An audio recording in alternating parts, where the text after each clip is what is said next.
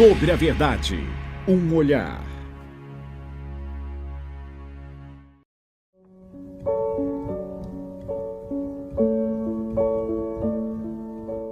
Quando perdemos alguém, sentimos rapidamente a cobrança externa e até mesmo interna para se recuperar logo.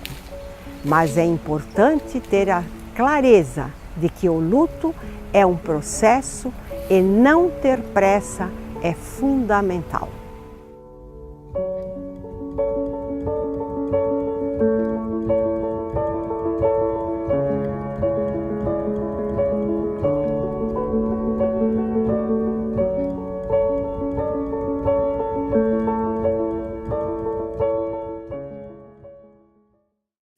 Paz e bem.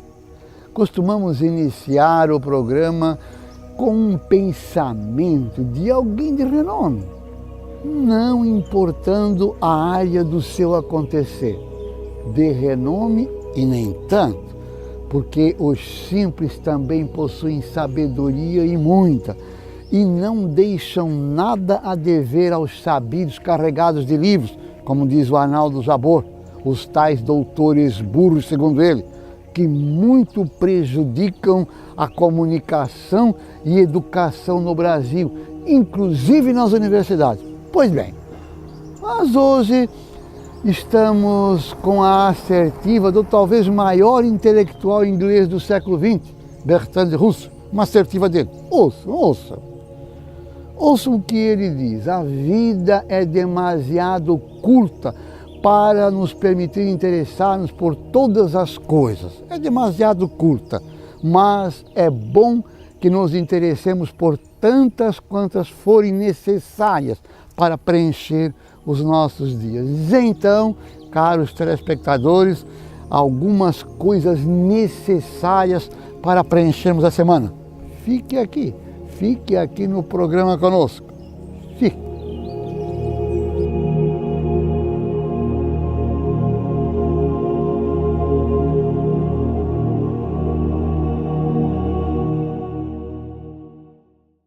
Vivendo a dor da perda. Há momentos na vida em que as palavras humanas não conseguem dizer tudo o que deveriam.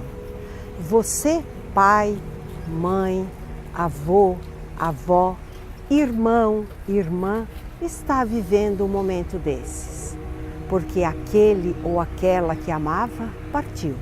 Creia, amigo, amiga, nada acontece em vão no mundo. Tudo está previsto por Deus. Nós é que às vezes não entendemos nada de nada. Somos pobres e limitados demais diante do mistério. A partida de um ente querido é muitas vezes a principal ruptura que pode acontecer na vida da gente e exige um ajustamento nada fácil, tanto no modo de olhar, bem como de viver no mundo. São variados, intensos e profundos os sentimentos diante de uma grande perda, mas eles têm uma sequência, um caminho que nós todos devemos percorrer. Inicialmente, temos dificuldade em acreditar no que está acontecendo. Negamos, não é possível, deve ser um engano. Quando não temos mais nada onde negar, vem a raiva, a frustração. Logo vem a seguir a tentativa de negociar com a realidade ou com Deus. É a fase do se. Se eu tivesse feito isto ou aquilo, poderia ter evitado o que aconteceu. A seguir vem a tristeza profunda, não querendo sair de casa, conversar, só ficar quieto. É uma fase que passa, mas não é o tempo que cura em si, como é dito habitualmente. Mas o que se faz com o tempo é que deve fazer toda a diferença. Aí está o segredo de renascer. Diante disto, é necessário lembrar que se precisa dar tempo ao tempo para aceitar a morte, para deixar partir, para tomar decisões, para compartilhar a dor e o sofrimento, para crer mesmo no deserto, para perdoar, para se sentir bem consigo mesmo, para criar novos amigos e para ir. Rir talvez pareça um contrassenso. No entanto, a alegria e o sofrimento caminham sempre juntos. A alegria de Deus é o amor. Saber que Deus nos ama é alegria, sendo que frequentemente é pelo sofrimento e no sofrimento que o coração se abre para ouvir o chamado de Deus. Quando tudo falta, quando tudo parece perdido, nós nos voltamos para Ele. A alegria de Deus pode ser vivida por um adulto ou por uma criança. E isso, apesar das provações, é por meio delas. No entanto, nada, nem ninguém pode tirar nossa dor, porque nada, nem ninguém pode roubar o nosso amor.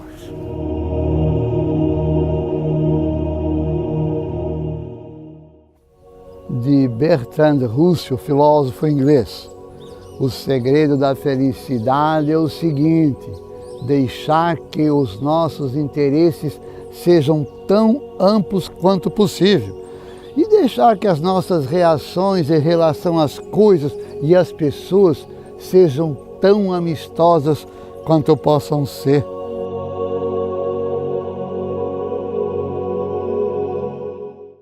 Continuando a nossa reflexão sobre o tema morte e luto, a segunda aula da Semana Teológica trabalhou principalmente o tema luto e suas expressões. O luto normal, o luto quando se torna um adoecimento e as suas expressões nestes aspectos. Para começar essa reflexão, eu vou ler um trechinho de um poema de Rubem Alves que fala muito a favor desse tema e das reflexões que nós estamos propondo. Houve um tempo em que o nosso poder perante a morte era muito pequeno e por isso os homens e mulheres dedicavam-se a ouvir a sua voz e podiam tornar-se sábios na arte de viver. Hoje nosso poder aumentou, a morte foi definida como inimiga e derrotada. Fomos possuídos pela fantasia onipotente de nos livrarmos do seu toque. Com isso, nós nos tornamos surdos às lições que ela pode nos ensinar. E nos encontramos diante do perigo de que quanto mais poderosos formos perante ela, inutilmente, porque só podemos adiá-la, mais tolos nos tornamos na arte de viver. E quando isso acontece, a morte, que poderia ser conselheira sábia, transforma-se em inimiga, que nos devora por detrás. Acho que para recuperar um pouco da sabedoria de viver, seria preciso que nos tornássemos discípulos e não inimigos da morte. Mas para isso, seria preciso abrir espaço em nossas vidas para ouvir a sua voz. Seria preciso que voltássemos a ler os poetas. Rubem Alves. O luto e suas expressões.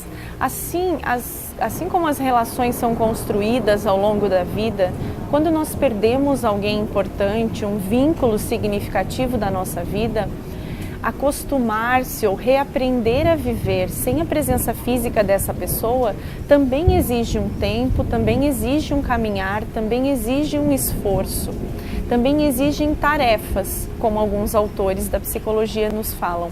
Necessitam de tarefas a serem cumpridas para que o enlutado, a pessoa que perdeu, consiga readaptar-se a uma vida sem a presença física dessas pessoas que estiveram conosco por um longo tempo, às vezes por um tempo menor, mas que marcaram as nossas vivências.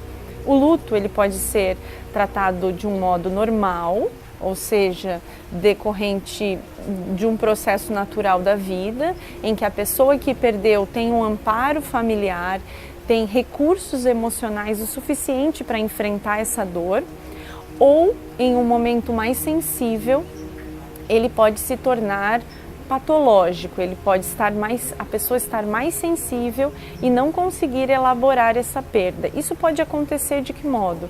Nas perdas mais abruptas, nas perdas de filhos muito jovens, muito pequenos, nos momentos em que não se pôde fazer as cerimônias de despedidas, nas mortes coletivas. Todos esses aspectos que eu elenquei para vocês são possibilidades de haver uma complicação no luto. Se há uma complicação, é porque essa pessoa talvez não tenha uma rede de amparo o suficiente para apoiá-la, ou os seus próprios recursos emocionais não estão adequados o suficientes. Ela já vinha de um momento depressivo, ela já vinha de um quadro de ansiedade generalizado, e nesse momento ela sofre um pouco mais de ansiedade, um pouco mais de tristeza por conta dessa perda significativa.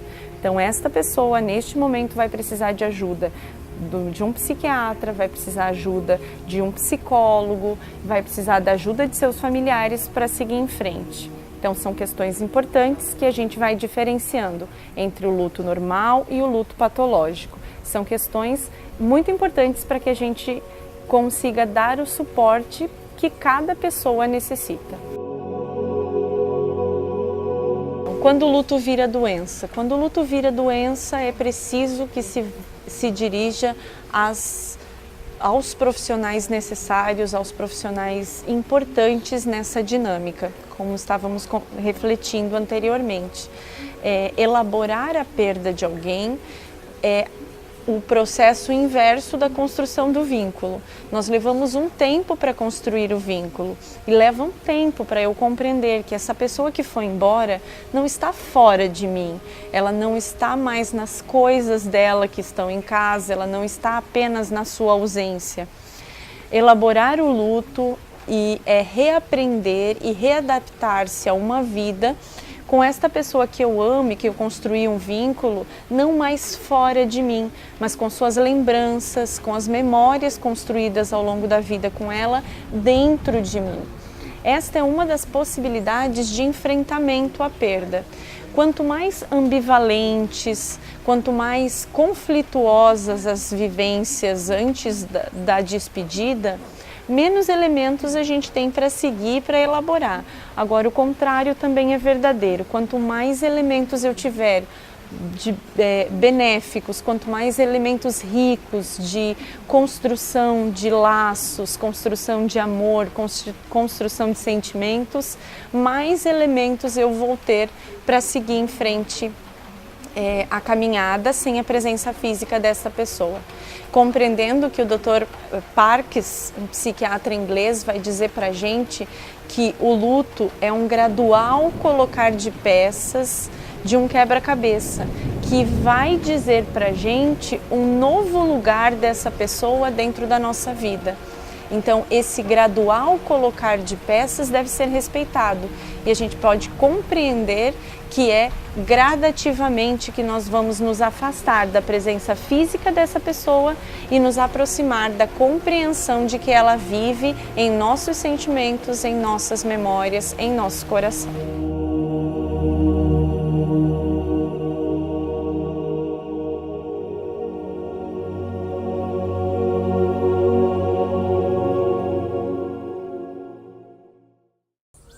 De Stephen Covey, empresário americano. Quando pegamos emprestada a força da marca da nossa associação a um clube, da nossa posição de influência, poder e prestígio, nosso carro, bela casa ou outros símbolos de status e armadilhas, ou da nossa boa aparência, roupa estilizada, língua esperta, ou posições e credenciais, nós o fazemos para compensar o fato de sermos pobres e vazios por dentro. Porém, ao fazermos isso, reforçamos nossa dependência desses símbolos, de viver pelas aparências, de valores extrínsecos e desenvolvemos uma fraqueza interior que muito nos fará sofrer.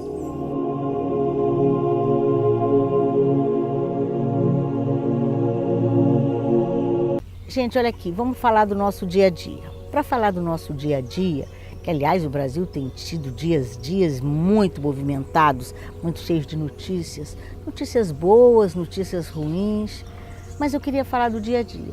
O nosso dia a dia entra a rede social, entra as revistas da minha vida, as revistas de catequese, né, porque a minha parte espiritual, entra o cartãozinho do Coração de Jesus. Então, no dia a dia. Mas por mais dia a dia que eu queira falar, hoje eu queria que ficasse eternizado o nome de um colega nosso.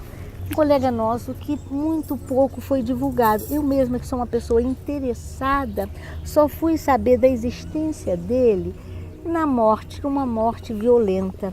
Roberto Kikawa. Roberto Kikawa, dia 10 deste mês de novembro, foi assassinado num trabalho social, um trabalho lindo, que era o trabalho da chamada carreta que levava à saúde, de um programa comunitário que integrava educação e saúde, que atendeu mais de 2 milhões de pessoas da periferia. E a gente só saber da existência deste homem quando ele é assassinado num trabalho numa periferia. Gente, que país é este? Então eu queria aqui dedicar todos os meus dias da medicina daqui para frente a este colega maravilhoso.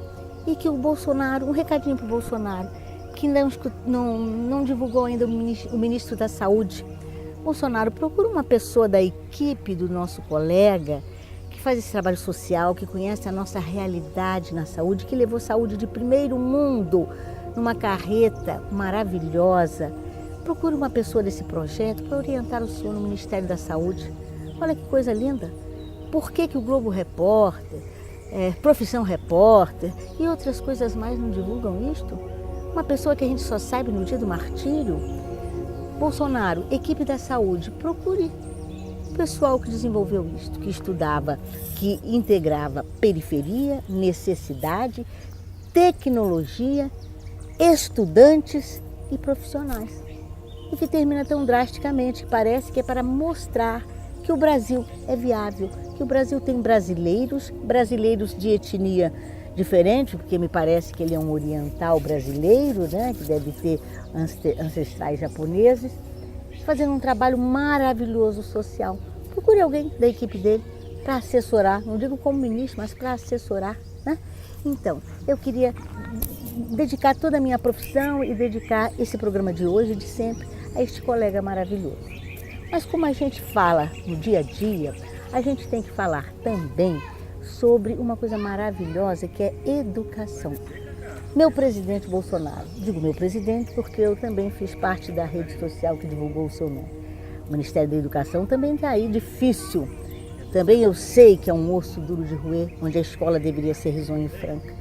Lembrando que eu falo não porque eu sou uma pessoa assim que quero botar lenha na fogueira, mas eu sou neuropediatra, sou normalista de formação. A minha vida de educadora e de lidar com as crianças em desenvolvimento já vai há mais de 50 anos. Eu tenho 50 anos de magistério e nós estamos vivendo situações assim bem difíceis de serem administradas. E educação é o ponto-chave. Não adianta a gente mudar o país para pessoas que mudaram a cabeça e puseram fora da realidade. Você sabia que desse tempo assim que eu tenho de vida eu já passei várias experiências reais. Quando eu comecei a estudar, os colégios mantinham os internatos, né? Desde a época do meu pai, mas eu peguei internatos. Depois foi totalmente crucificado. Não se faz internato mais, ninguém tem que ficar distante da família, isso não é produtivo. E foram evoluindo e voltando e mastigando e voltando. Na época do Parque Infantil Alzira Vargas, que davam um trabalho que pegava o contraturno para que a criança fosse assistida na parte odontológica, na parte médica, na parte esportiva, e que tivesse alguém assessorando, um professor de apoio, assessorando as tarefas de casa, que seria um curso integrado. Meu pai mesmo foi odontopediatra de um Parque Infantil Alzira Vargas. Mas também a gente viu falir isso. E agora nós temos assim dois opostos. Quem fala em estudo voltar a dentro de casa, né, que é o Home School, e o curso médio, curso fundamental integral. Mais escola, escola mais, como queiram chamar. Gente, nós precisamos levar a sério isto. Uma hora é inclusão social, outra hora é o dia inteiro, outra hora é tirar, é botar. Este país não sabe o que faz, porque é muito pouco tempo, são 50 anos de vida assim, vamos dizer, de vida social que eu tenho, desde formada em educadora até agora, que eu vi que não se acerta nunca. Ora é junto, ora é a favor, ora é em casa, ora é fora de casa, ora é professor de apoio pedagógico. E eu falo isso com bastante tranquilidade, porque é essa a área minha. Eu só faço neuropediatria, era saúde escolar, aí tira o médico de dentro da escola e já faz outro tipo de serviços integrados. Gente, nós precisamos de um ministro que entenda que criança é coisa séria. Não adianta um Brasil de hoje para um povo mal resolvido amanhã. Você sabe que a nossa Santa Amada Igreja, eu gosto de falar da minha igreja, porque eu não estou falando, não apedrejando ninguém, ainda não acertou nem o processo catequético, ainda não se acertou nem como se tratam os seminaristas. A gente não sabe de nada. O processo educativo em todas as áreas, seja social, seja científica, a gente sabe que está sendo jogado às traças. Não há um trabalho científico, né? Há um trabalho laboratorial. Estamos laboratoriando o ser humano.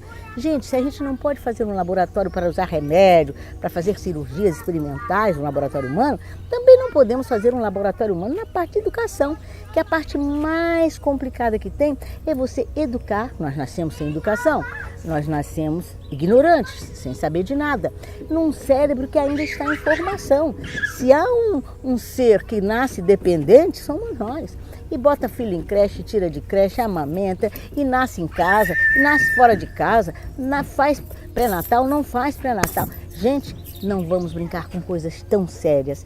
Então, eu queria pedir que este governo que está entrando aí, essa esperança nossa, que olhasse com muito carinho. Sei que economia é importante, sei que ciência e tecnologia é importante. Aqui vai um parabéns para o meu primo Marcos Pontes, que é coisa de DNA, estamos muito orgulhosos. Mas seja a justiça, isso tudo é muito importante. Mas o Ministério da Educação e o Ministério da Saúde, este sim é o principal, porque nós estamos governando pessoas.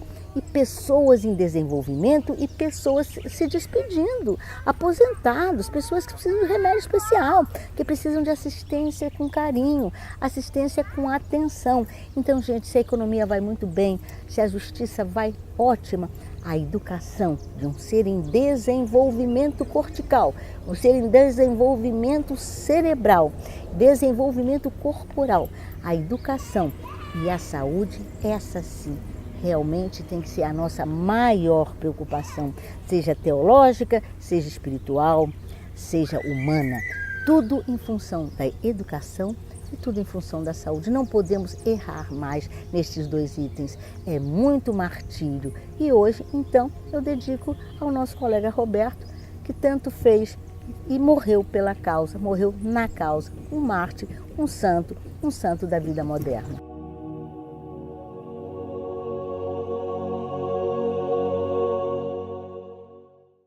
De Baruch Spinoza, filósofo holandês.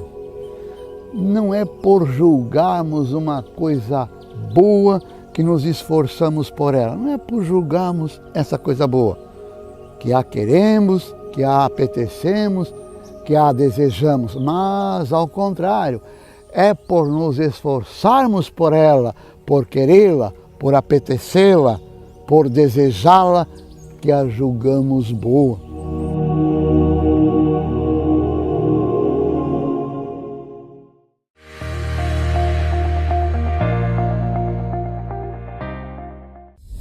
Atendimento ágil com qualidade e exatidão nos serviços. Esse é o lema da Contabilidade Deschamps, que há mais de 35 anos presta serviços de contabilidade. E para tornar ainda melhor o atendimento, estaremos a partir de 19 de novembro em novo endereço, Rua Júlio Michel, número 263, bairro Fortaleza, próximo ao terminal da Fortaleza e Viacred. É a Contabilidade Deschamps, inovando e investindo no conforto para o melhor atendimento aos seus clientes. Venha conhecer nossas novas instalações para podermos somar ao seu talento o nosso conhecimento. Contabilidade Deschamps, Rua Júlio Michel, 263, Fortaleza. Fone 3323-4874 ou acesse o nosso site www.contabilidadedeschamps.com.br. Vai construir, ampliar ou reformar? Venha para a Elétrica Zata. Aqui elaboramos projetos elétricos, laudos técnicos e tiramos suas dúvidas no andamento de sua obra, tanto residencial, predial ou industrial. Atendimento personalizado, entrega própria, produtos de qualidade e crediário facilitado. São mais de 20 mil itens para a instalação elétrica que você precisa. Tudo isso com preço que cabe no seu bolso. Elétrica Zata. Qualidade comprovada, satisfação garantida. Rua Paris 190 e Topala Norte em Blumenau. Telefone 3323-2888.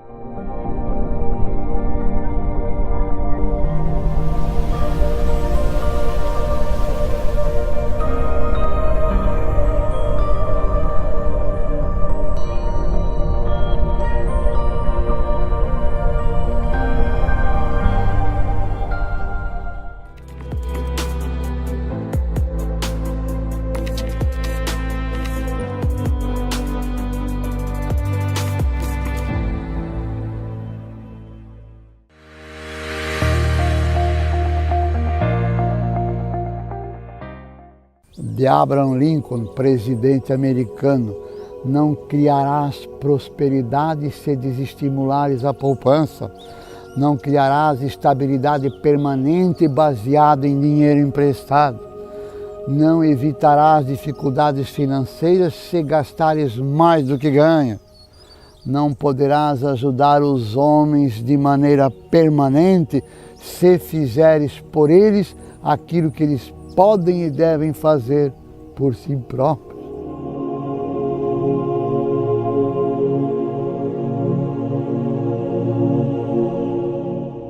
Saudações, queridos amigos. Eu sou Humberto Júnior, estudante de História, professor de ensino religioso e youtuber, e contador de histórias.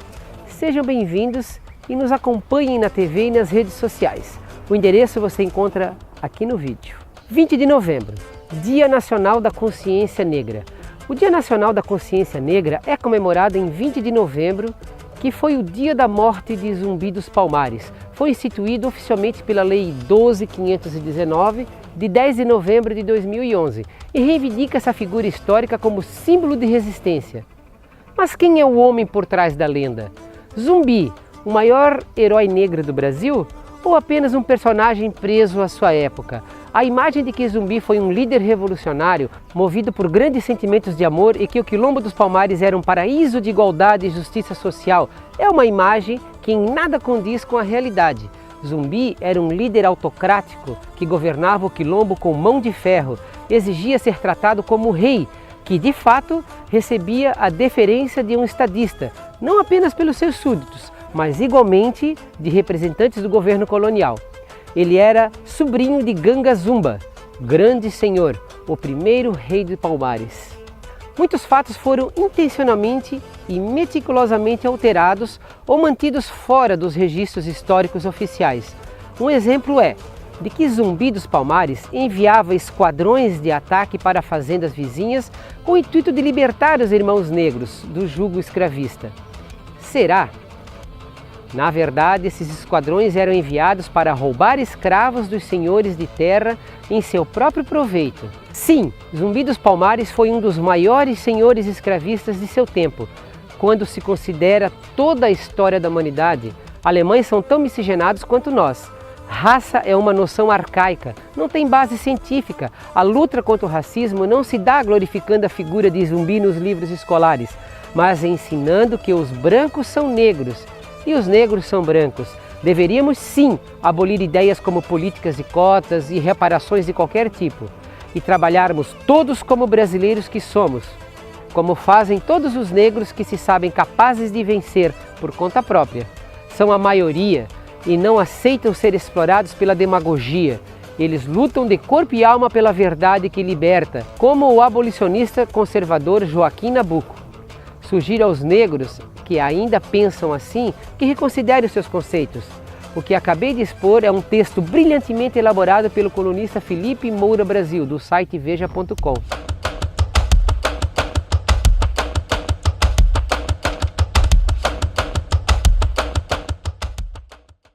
Bart Ehrman. Bart Ehrman é um estudioso estadunidense sobre o Novo Testamento da Bíblia.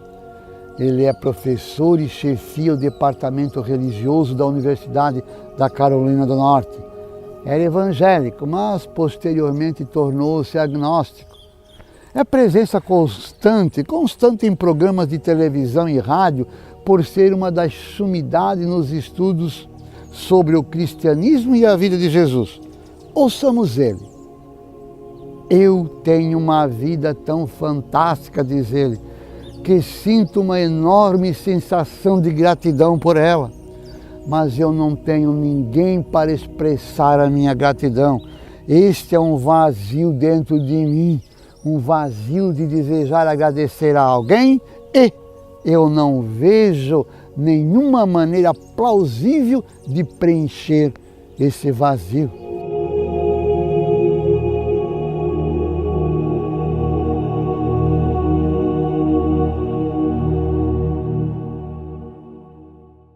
Olá, hoje vamos falar do tema morte. Nessa data tão especial que é a data de finados, nós nos relembramos da importância dos entes queridos que já se foram, mas também percebemos a influência que esses entes queridos fizeram na nossa vida e ainda fazem. Não apenas fizeram, mas essa influência ainda existe.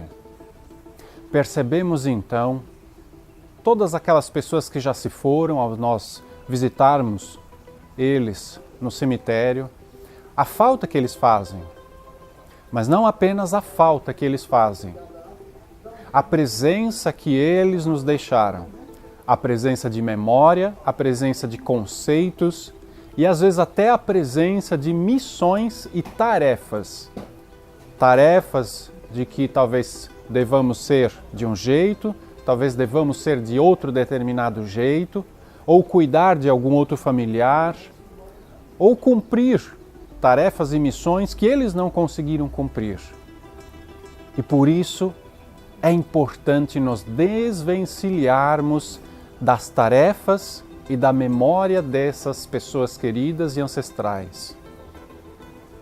A maior forma de honrarmos esses ancestrais é exatamente cumprirmos essas missões ou então compreendermos que algumas dessas missões não existem mais. E isto, às vezes, é mais importante do que cumprir as missões que são verdadeiras. Muitas coisas que os nossos familiares queriam que nós fizéssemos, eles, seja lá onde estiverem, já não querem mais. Por isso é importante abrirmos o coração e percebermos o que eles realmente querem que nós façamos. Muitas vezes você perdeu o pai, perdeu a mãe e ainda acredita que deva cuidar da família, ainda acredita que deva honrar o pai e a mãe daquela mesma forma como eles estavam vivos, como eles exigiam e esperavam de você quando ainda estavam vivos. Nem sempre isso é verdade. E você pode estar atrelada, você pode estar associado com essas expectativas, dessas memórias, e pode estar segurando e atrasando a sua vida.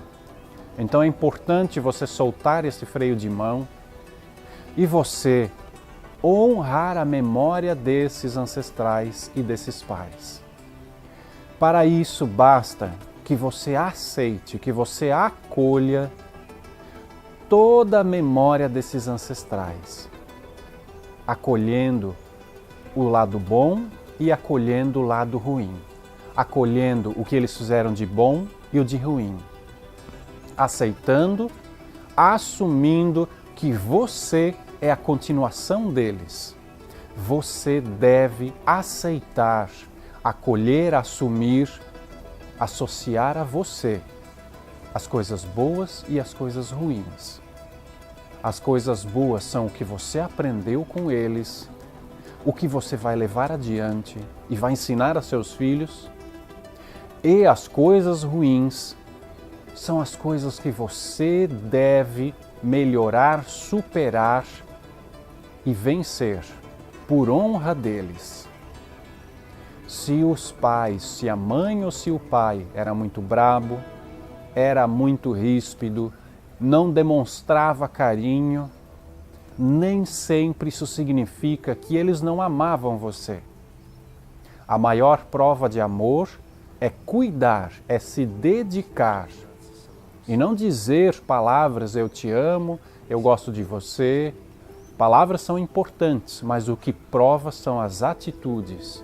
Então, se o pai, se a mãe ficaram com você até o fim da vida, ou se estão ainda com você até o fim da vida, isso é a maior prova de amor.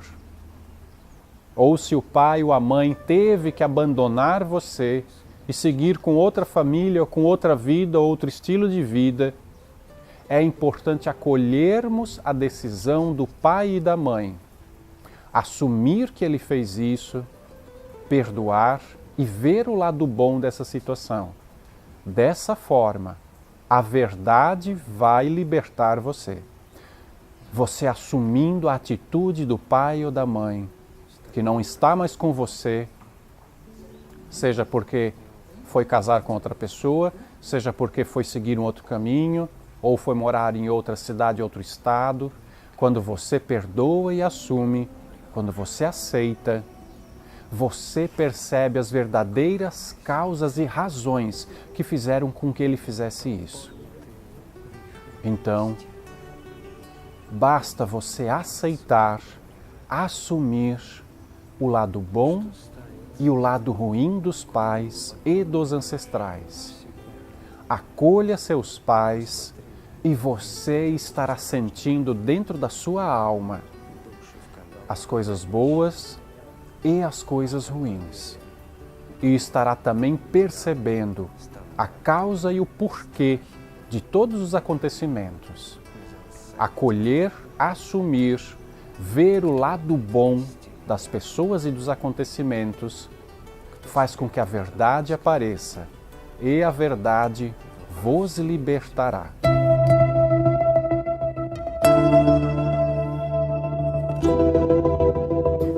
Uma técnica muito interessante que vem da constelação familiar, do estudo de Bert Hellinger, é uma técnica em que você pega o travesseiro e você vai com esse travesseiro segurando junto do coração, você abaixa a cabeça e você vai acolher os seus pais. Você coloca mentalmente, você coloca de coração os seus pais nesse travesseiro e você acolhe o papai e a mamãe com o lado bom, com os sofrimentos, com as coisas boas, as negativas, até mesmo as coisas mais extremas que aconteceram.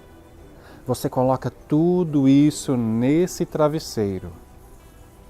Nesse travesseiro que estará no seu peito, você coloca ali toda a memória do pai ou da mãe, independente se o papai ou a mamãe esteja vivo ou não.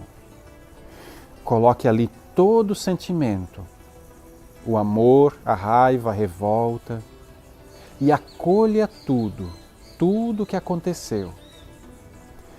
E diga mentalmente para eles dois ali no travesseiro: papai, mamãe, eu acolho você do jeito que vocês são, com tudo que aconteceu de bom e de ruim, com toda a memória dos ancestrais e de todas as pessoas que vêm atrás de vocês, de todas as gerações que complementam e que nos ensinaram até hoje a nós aqui. Eu acolho vocês, aceito e assumo, com seus defeitos, com seus habilidades, capacidades, com seu amor, e aceito vocês do jeito que vocês são. Muito obrigado, papai e mamãe. Muito obrigado pela vida. Muito obrigado por me fazer existir até hoje. Faça esse exercício todos os dias à noite, abraçando o travesseiro. Esse exercício vai ajudar você a se harmonizar com as memórias, independente se o papai e a mãe estão vivos ou não. E você vai sentir cada vez mais gratidão, aceitação e harmonia com seus ancestrais. Muito obrigado. Eu desejo para você uma boa reconciliação.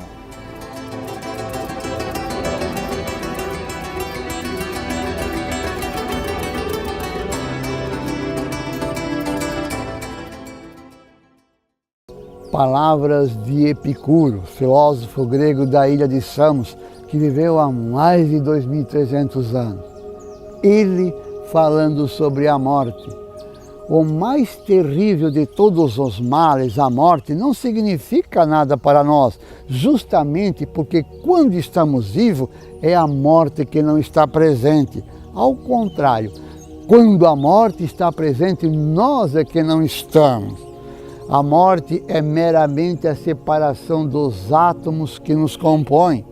Não anuncia, portanto, não anuncia nem castigos, nem recompensas para os homens.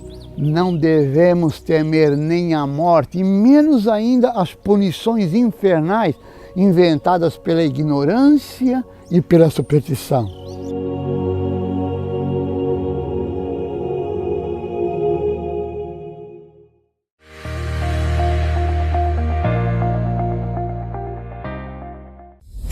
Atendimento ágil com qualidade e exatidão nos serviços. Esse é o lema da Contabilidade Deschamps, que há mais de 35 anos presta serviços de contabilidade. E para tornar ainda melhor o atendimento, estaremos a partir de 19 de novembro em novo endereço, Rua Júlio Michel, número 263, bairro Fortaleza, próximo ao terminal da Fortaleza e Viacred. É a Contabilidade Deschamps, inovando e investindo no conforto para o melhor atendimento aos seus clientes. Venha conhecer nossas novas instalações para podermos somar ao seu talento o nosso conhecimento. Contabilidade Deschamps, Rua Júlio Michel, 263, Fortaleza. Fone 3323-4874 ou acesse o nosso site www.contabilidadedeschamps.com.br.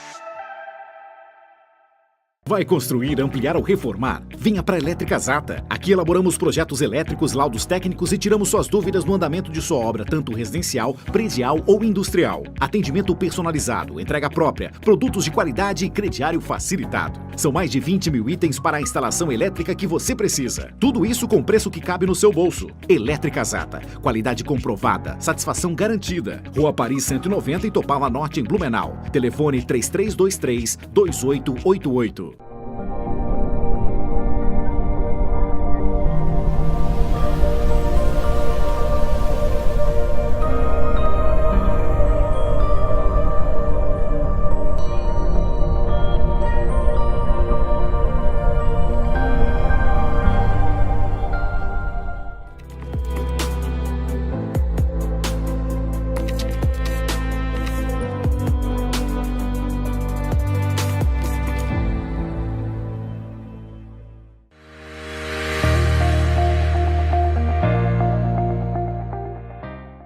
Do juiz federal paranaense Sérgio Moro, há um problema de perda de confiança dos investidores no mercado e dos cidadãos nas instituições públicas e privadas.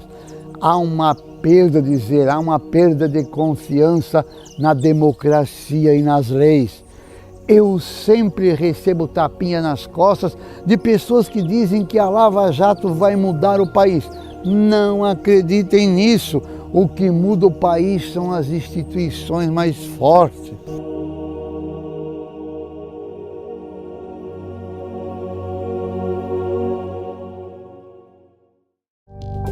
Momento da Palavra. É muito bom estarmos novamente reunidos, trazendo e partilhando a Palavra de Deus. No programa da semana passada, nós vimos que a igreja se prepara para finalizar o ano, trazendo à meditação algumas leituras que são próprias com o jeito, o estilo apocalíptico de final de mundo. Não um final de mundo como alguns adivinhos querem nos trazer ou algumas seitas querem nos colocar medo, mas nos traz exatamente uma reflexão que toda a vida humana nesta terra ela é finita e devemos estar preparados para isto. Nesta semana, que antecede ao último domingo do tempo comum, a Igreja celebra a festa de Cristo Rei, coroando então o Senhor como Rei do céu e da terra. Ouçamos o que nos diz o Evangelho de São João, capítulo 18, versículo 33 e seguintes. Diz o seguinte: Pilatos entrou no pretório, chamou Jesus e respondeu-lhe: És tu o rei dos judeus? Jesus respondeu: Dizei isto por si mesmo ou foram outros que disseram isto de mim? Disse Pilatos: Acaso sou judeu? A tua nação e os sumos sacerdotes entregaram-te a mim. Que fizestes? Respondeu Jesus: O meu reino não é deste mundo. Se o meu reino fosse deste mundo, os meus súditos certamente teriam lutado para que eu não fosse entregue a ti. Perguntou-lhe então Pilatos: És, portanto, rei? Respondeu Jesus: Sim, eu sou rei. É para isso que vim dar testemunho, e vim dar testemunho da verdade, que nasci e vim ao mundo. Todo o que é da verdade ouve a minha voz. Interessante, porque a Igreja nos traz exatamente no final, antes do próximo domingo, que será então o primeiro domingo do Advento, preparação para o Natal, nos traz essa narrativa da conversa entre Pilatos e Jesus, aonde Jesus oficialmente, diante de uma autoridade terrena, admite sua realeza. Sim, eu sou rei, diz Jesus. Mas não o rei como o mundo espera, porque este rei que o mundo espera está diante dele, que mantém o poder pela força, pela briga, pelo armamento e assim por diante. É a força daqueles que se impõem sobre os que mais necessitam. E pela fala de Jesus, ele mostra que a realeza dele não se equipara à realeza desejada pelo mundo. Por isso está ali, para ir até o final dando testemunho da verdade, e ele é a verdade. No final do texto, já no versículo seguinte, o próprio Pilatos vai perguntar a Jesus: mas o que é a verdade? Sem saber, Pilatos estava diante da única verdade, que é Deus. Façamos também dessa semana uma procura incessante da verdade em nossos corações e saber para que rei eu me curvo, se é do poder, da morte, ou se é daquele que está para o serviço dos demais, a ponto de testemunhar Jesus em sua vida. Fique bem. Momento da Palavra. Olá, não falo muito bem inglês nem o alemão, sou bem melhor no mandarim, no norueguês e conheço também com mais desenvoltura alguns dialetos bosquímanos dos fundões lá da Austrália. Mas deixando a erudição de lado, quero falar-lhes mesmo de Eckhart Tolle e dos seus 5 conselhos para ser feliz. Bem sabemos que a vida não vem com um manual de instruções. Então, quando nos questionamos sobre como ser feliz, muitas dúvidas podem surgir. E, nessas horas, ouvir opinião de pessoas mais sábias pode ajudar bastante. Por isso, buscamos tanto as opiniões de mestres.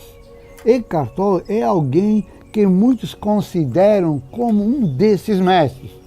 Aos 29 anos, ele passou por uma mudança espiritual que transformou sua vida. Mestre espiritual de renome internacional, realiza palestras sobre seus ensinamentos em todo o mundo. Então, que tal conhecer um pouco mais sobre ele e descobrir o que ele fala sobre a felicidade? Esse artigo foi escrito por Ricardo Sturck, da equipe Eu Sem Fronteira. Ouçamos o primeiro conselho de Eckhart sobre o ser feliz. Olhe para dentro. Se você busca a felicidade em algo externo, pode se decepcionar. Mas se você buscar a felicidade dentro de si, aí sim você pode encontrá-la. Esse ponto de vista nos mostra a importância do autoconhecimento. Quanto mais você se conhecer, mais perto estará de encontrar o que realmente te faz feliz. Cuide dos seus pensamentos. A infelicidade surge dos pensamentos, não do que acontece com você. Se acontece algo na sua vida, você pode ter pensamentos otimistas ou pessimistas sobre isso. A situação, por mais desconfortável que seja, só poderá te deixar para baixo se os seus pensamentos focarem somente no lado negativo da história. Por isso, aprenda a ter consciência do que você pensa. Ao mudar os seus pensamentos, você também mudará a sua realidade. Cuidado com o ego. Todos nós temos um ego. Aqui, a lição para a felicidade é descobrir o que te faz feliz mesmo, ou o que é um argumento do ego, que parece como uma voz na sua cabeça te induzindo para a dúvida e comportamentos egoístas. Não dê razão para o ego e a felicidade estará mais próxima de você. Não dê razão para o ego. Foco no presente. Não adianta se preocupar com o que ainda não aconteceu, pois isso causa ansiedade. O segredo da felicidade está em viver um momento presente, sem se preocupar com o passado ou o futuro.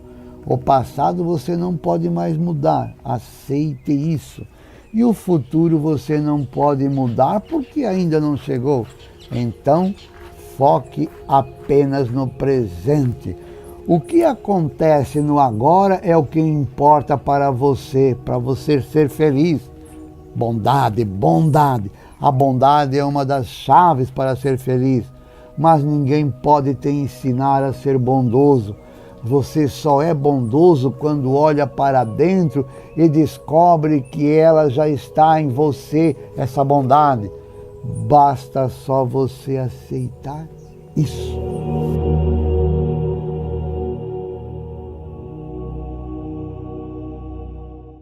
A esperança tem cor, cheio e peso por ser vital, encarnada.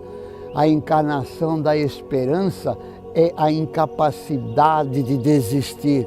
Creio que a esperança é a densidade motora do real.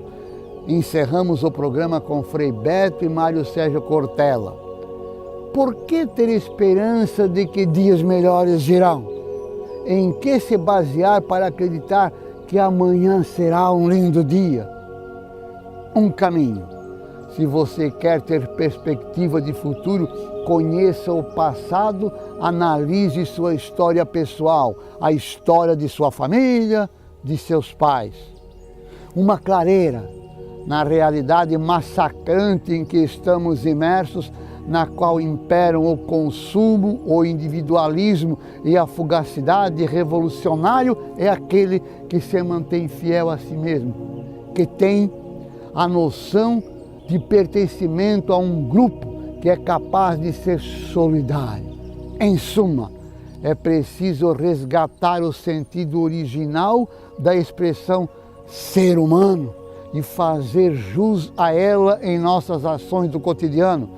Uma luta silenciosa, mas que certamente requer o uso de toda a nossa capacidade de ter esperança, paz e bem. Até! Ao negar a morte, perdemos a oportunidade de viver com mais plenitude. É preciso que se faça a defesa da presença da morte e defesa da tristeza, a defesa do luto.